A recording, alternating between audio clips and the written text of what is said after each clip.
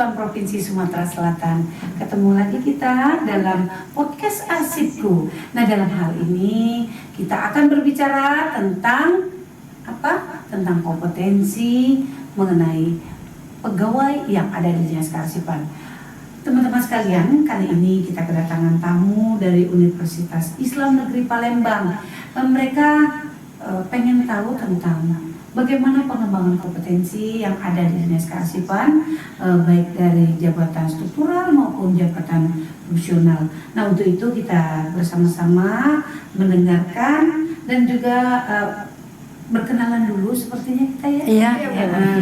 Biar teman-teman podcast Arsipku mengerti dan siapa yang datang dan mau apa begitu ya. Iya, benar. Silakan kepada adik-adik berdua. Oke, terima kasih Bu atas waktunya. Perkenalkan, nama saya Muhammad Rio Saputra.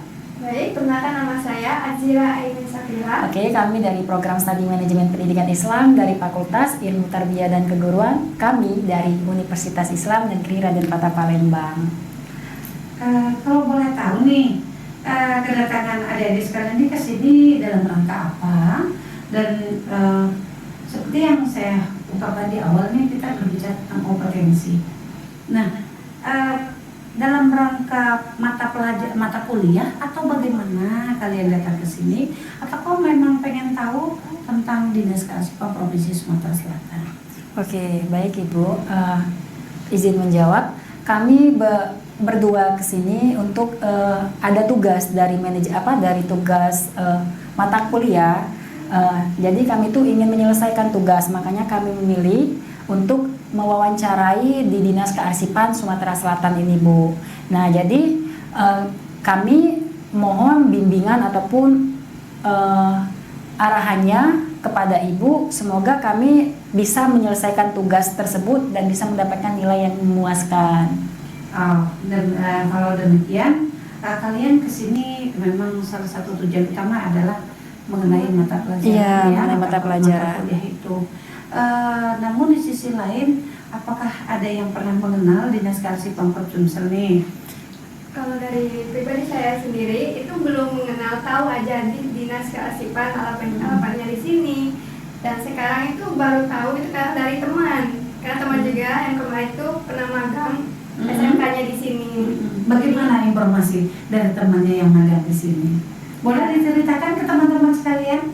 Baik, informasinya itu ya dari teman saya satu prodi juga satu kelas, yaitu yang bernama Uyun. Dia menceritakan bahwa saat magang sini, jadi mereka itu melakukan tugas mereka di sini, memenuhi tugas mereka di Dinas Kearsipan ini. Jadi mereka itu meneliti di sini apa saja yang dikerjakan di sini dan juga pengelolaan kearsipan itu bagaimana. Jadi mereka itu belajar magang di sini. Nah, jadi kalian tertarik ke sini karena ada informasi ya dari temannya. Iya, benar sekali. Informasi yang kira-kira apa manfaat dari mereka sudah pernah magang di sini? Apakah ada? Oke, yang pertama ya manfaatnya dari posisinya kita ini dulu, kinerjanya, yang dimana posisi kinerjanya itu dari staf pegawai di sini dulu. Staf pegawainya itu kata teman saya yaitu saudari Nurul Uyun itu staf-stafnya itu ramah sekali katanya. Dimana tuh kalau kita tuh membuat tugas video kita itu di sini aja, yang dimana olehnya tuh informasinya juga sangat mendukung bagi kita semua untuk mahasiswa untuk menyelesaikan tugas tersebut. Iya, keterbukaan mengenai pelaksanaan kegiatan, terus itu manfaat yang pada intinya itu kalau di Dinas Kearsipan seluruh mahasiswa yang pernah magang di sini merupakan salah satu perpanjangan tangan kita, relawan arsip, untuk mengenalkan arsip itu secara menyeluruh. Manfaat arsip itu bagaimana, terus itu sejak kapan kita kenal arsip. Apakah adik-adik tahu sejak kapan kita mengenal arsip? Ayo, sejak kapan kita kenal arsip dan berkecimpung dengan arsip? Iya, menurut pengalaman pribadi saya ya, kalau berkecimpung di dunia arsip ya atau ke arsip ini pas masa kuliah ini di mana mengetahui iya tentang arti ya. arsip Padahal tersebut. kita sudah sejak lahir Iya. itu kita sudah berkecimpung di arsip. Salah satu contohnya apa? Kita ada akte kelahiran, iya. Di situ ada arsip vital namanya. Terus itu sampai kita sekolah ada KTP anak, KTP dewasa sejak kita 17 tahun begitu. Terus itu kita ada situ ada ijazah, terus sampai akta kematian pun itu merupakan arsip dan dokumen kita. Jadi itu arsip penting namanya arsip vital gitu. Tapi kalau di organisasi juga ada arsip vital, ada arsip yang dikelola secara dinamis, dikelola secara statusnya begitu. Jadi pasti adik-adik ini penasaran ya, apa yang dimaksud dengan arsip dinamis, apa yang dimaksud dengan arsip statis. Nah, dengan tujuan utama adalah keteraturan tertib kita pengelolaan dokumen kita dan yang pasti itu untuk penyelamatan dokumen kita. Baik dari dokumen vital, kalau di organisasi ada dokumen yang aktif, ada non aktif gitu ya, sudah inaktif, sudah mau apakah dia harus bertumpuk-tumpuk di kantor, tidak mungkin, pasti ada jangka waktu tertentu yang akan harus dimusnahkan. Demikian juga akan dipermanenkan merupakan satu unsur sejarah begitu. Nah, masih penasaran? Sangat penasaran sekali ya, Bu. Sangat penasaran? Iya, soalnya kan penasaran begitu, siap dong untuk magang di sini. Iya, jadi sangat penasaran sekali. Sudah disebutkan kepada Ibu tadi itu ya arsip dinamis, arsip itu kan. Nah, kami tuh pengen tahu sih arsip dinamis itu yang kayak mana gitu kan. Jadi mohon diperjelas sedikit biar kami tuh biar mengetahui ya, Bu, yang dimana arsip ini sangat penting karena arsip ini tuh adalah surat-surat penting yang sudah sejak lahir itu kita mempunyai. Yang pertama itu ya salah satunya itu akte kelahiran, itu ada arsip sangat penting. Ketika kita lahir, setelah lahiran itu pasti memiliki akte kelahiran tersebut. Nah, jadi kami ingin mengetahui arsip yang bagaimana arsip yang dinamis tersebut, Ibu. Mohon diperjelas lagi. Iya, pengelolaannya bagaimana? Ya, kalau arsip dinamis ya, namanya dinamis, mobilenya tinggi, bergerak gitu ya. Dia keseharian kita. Di situ ada, kalau secara organisasi itu memerlukan waktu agak panjang saya menjelaskannya. Tapi yang pasti yang arsip dinamis itu yang sudah sangat terkait dengan pencipta arsip. Nah, ini ada lagi istilah baru, pencipta arsip. Siapa pencipta arsip? Yang menciptakan, yang melakukan kegiatan kearsipan itu dari awal. Kalau di kantor seperti adanya mulai dari dia adanya penciptaan arsip, si penciptanya dari mulai menerima, mengirimkan surat, itu tidak lepas dari administrasi. Nah, administrasi sesuai dengan kaidahnya sesuaikan dengan kode klasifikasinya, ada tata naskahnya yang benar. Nah, gimana pula dengan tata naskah? Nah, tata naskah ini sesuai dengan formasi begitu. Bentuk pesuratan itu bagaimana? Nah, seperti kalau kita waktu SMA ada kita full block style gitu, bentuk suratnya ya, bagaimana bentuknya, rata kiri, rata kanan, itu salah satu bentuk tata naskah. Nah, itu mulai ada kop surat, ada kepala surat, sampai penutup. Nah, gitu. Terus itu bagaimana kita memberkaskannya sesuai dengan peraturan yang berlaku. Dengan menggunakan apa? Ada kode klasifikasi, ada tata guna juga. Bagaimana nilai gunanya? Dia ada batas di dinamis itu. Itulah keterikatan dari pencipta arsip dengan pada batas waktu tertentu, teman-teman. Di situ batas waktu tertentu itu, itulah namanya nilai guna yang diukur dengan JRA. Ada jadwal retensi arsip. Pada waktunya nanti ada batasnya, itu akan harus dimusnahkan. Tidak mungkin kita akan buat berkarung-karung satu kamar, satu ruangan itu semuanya arsip, kan tidak mungkin. Iya, benar itu, Bu. Terus surat menyuratnya dikelola terus tapi tidak dikurangi. Sama seperti kita makan terus tapi tidak ada pengeluaran, kan tidak mungkin. Iya, benar itu, benar. Demikian juga arsip, biar dia tertib, terus itu kita kelola dengan baik, kita berkaskan, kita simpan sesuai dengan aturan yang berlaku. Jadi memudahkan kita dalam penyimpanan, memudahkan pula kita untuk mendapatkannya kembali.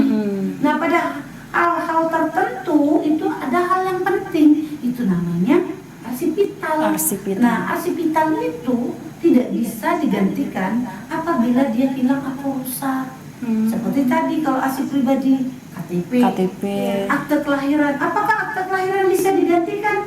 Tidak bisa. Bisa di print ulang kedua dengan catatan pinggir, jadi tidak original lagi. Original hanya dikeluarkan benar oleh dinas yang terkait, namun untuk aslinya tidak kembali lagi. Jadi kita informasikan kepada teman-teman sekalian yang namanya arsip vital itu harus benar-benar dijaga. Tak bisa kita sembarang. Di mana kita menyimpannya, begitu? Apakah di tempat tertentu? Kalau di organisasi sudah pasti kalau arsip aktif itu ada di piling kabinet. Terus itu nanti pada saatnya kita akan jadiin aktif ada di record center. Nanti suatu saat dia disusutkan dengan dimusnahkan atau dilakukan dilayakkan yang tadi yang tidak dimusnahkan bentuk permanen dan bentuk arsip statis, itu namanya statis. Dengan pengertian arsip statis itu adalah arsip yang sudah hilang masa gunanya, sudah habis, bukan hilang tapi berguna.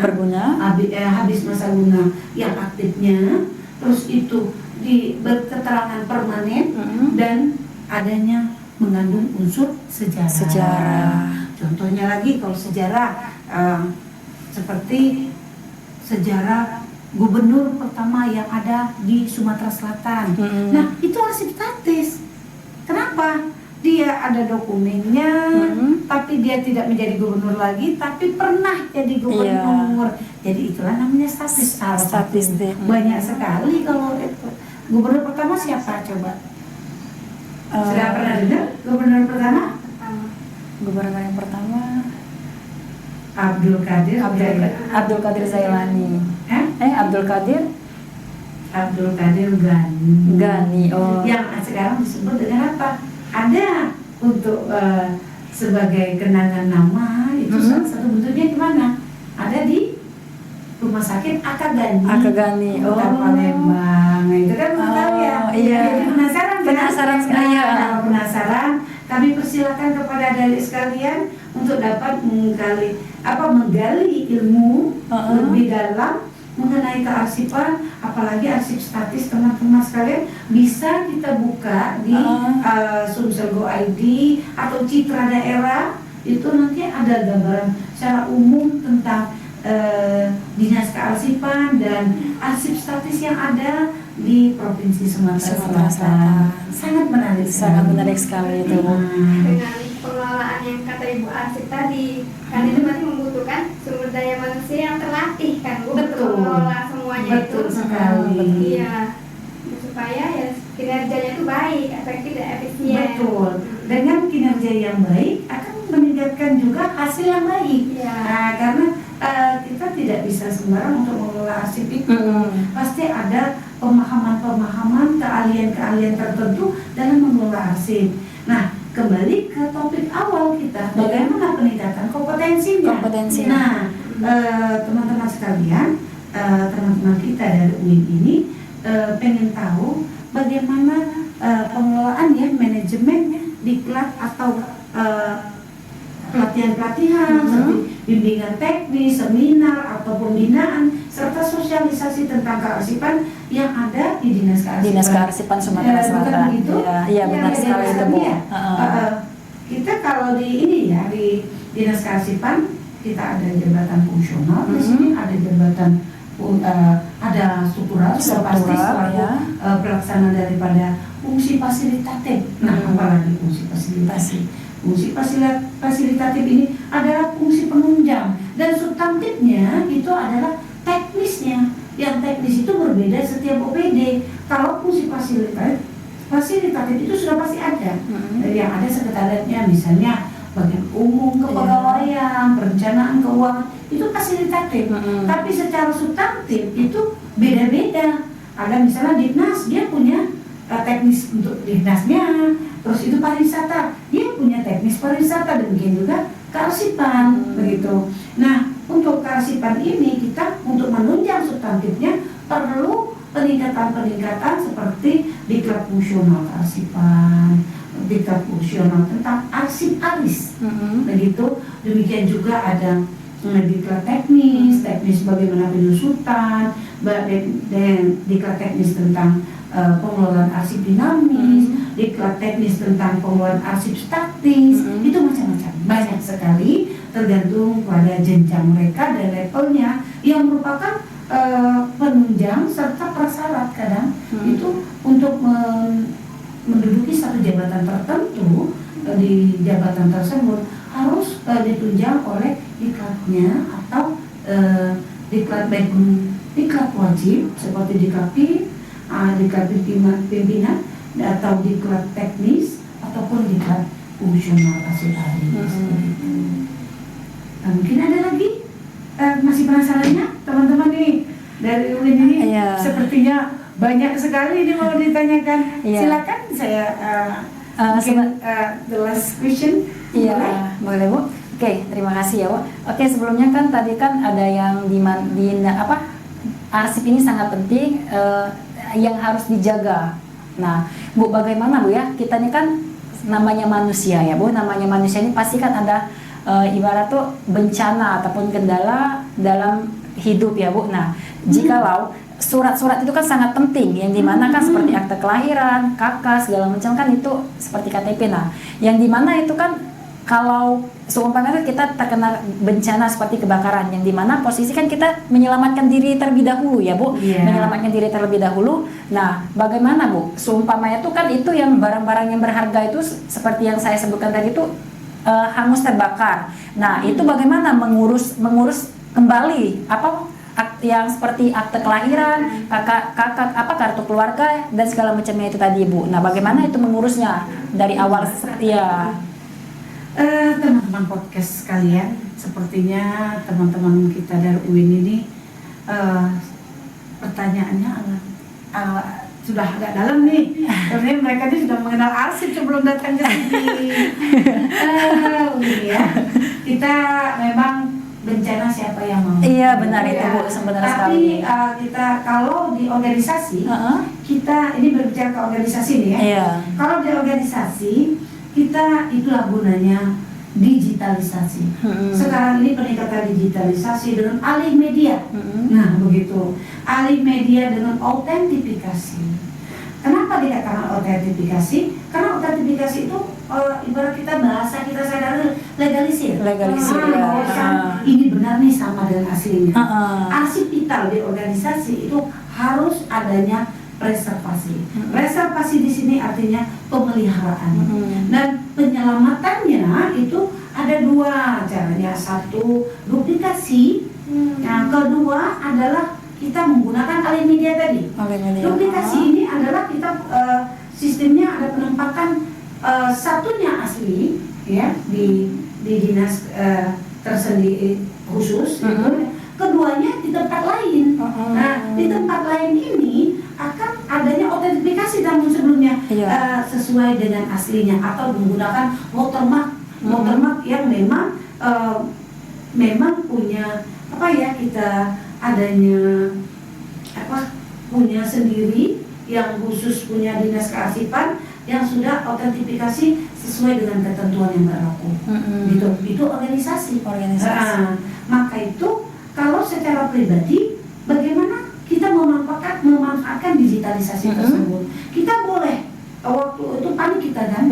Nah, adik-adik sekalian ini kan sudah mengerti nih, sudah zaman era digitalisasi. Dari SD pun sudah pegang HP. Iya, sudah pegang HP, benar itu. Sudah tahu. Nah, tinggal pengembangannya. Kalian sudah mahasiswa, bisa saja kita memanfaatkan digitalisasi dengan menyimpan di cloud.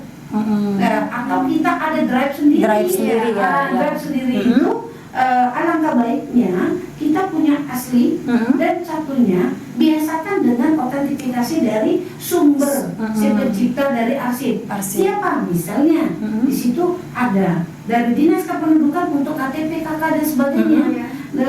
Terus itu ada ijazah dari mana? Dari sekolah. Iya. Kita autentifikasinya simpanlah di cloud. Gitu ya. Nanti kalau kita ada itu boleh dengan cara kita arsip kita penyimpanan di organisasi, simpan satu di sana, simpan satu di sini.